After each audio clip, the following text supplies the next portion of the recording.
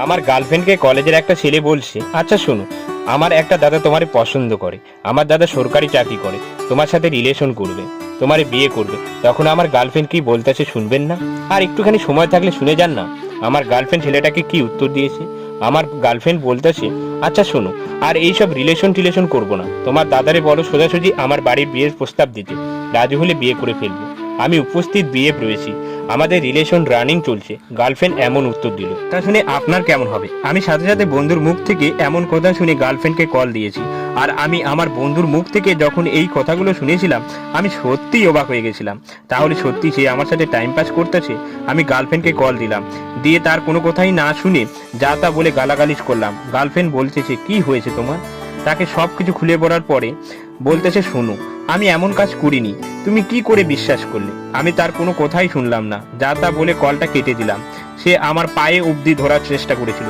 বিশ্বাস করো, আমি এমন করিনি, তার কোনো কথাই শুনলাম না। কিছুদিন পরেই কলেজে গেছি, যাওয়ার পরে তার এক বান্ধবী বলতেছে, ভাইয়া আপনি বিনা কারণে ভুল বুঝছেন, আমি তো ওর সাথেই ছিলাম, ও যতটুকু করেছে তার চেয়ে বেশি আপনাকে বানায় বানায় বলা হয়েছে। আমি তো অবাক হয়ে গেলাম, আমার বন্ধুই তো কথাগুলি আমারে বললো। আমি তো অবাক হয়ে গেছিলাম, বন্ধু বলতেছে এক কথা, বান্ধবী বলতেছে আরেক কথা।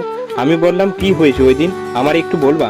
ও বলছে, ভাইয়া শোনেন, আপনার বন্ধু রাপি এসে বলতেছে, আমার একটা দাদা তোরে পছন্দ করেছে, তোর সাথে দাদার ঘন ঘন ব্রেকআপ হয়, তার থেকে আমার বড় দাদার সাথে রিলেশন কর, সরকারি চাকরি করে।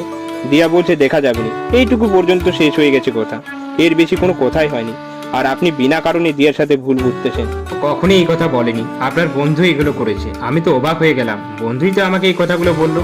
তার মানে বন্ধু আমার সাথে বেইমানি করলো, আমার গার্লফ্রেন্ডের সাথে সম্পর্ক নষ্ট করলো।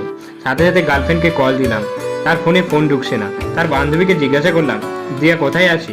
ও বলছে, ভাইয়া আজ কয়েকদিন হয়ে গেল ও কলেজে আসছে না, জানি না, আমি ওর খোঁজ খবর পাচ্ছি না। আমি তো ভয় পেয়ে গেছিলাম, তাহলে ও কিছু একটা করে বসলো না তো। আমি গার্লফ্রেন্ডের বান্ধবীকে বললাম, প্লিজ একটু আমার সাথে কথা বলিয়ে দিও, যে করেই হোক। ও বলল, আচ্ছা ভাই ঠিক আছে, আমি ওর বাসায় যাচ্ছি। রাতের বেলায় দেখি কল দিয়েছে। আমি বলছি, রাগ করেছো আমার উপর?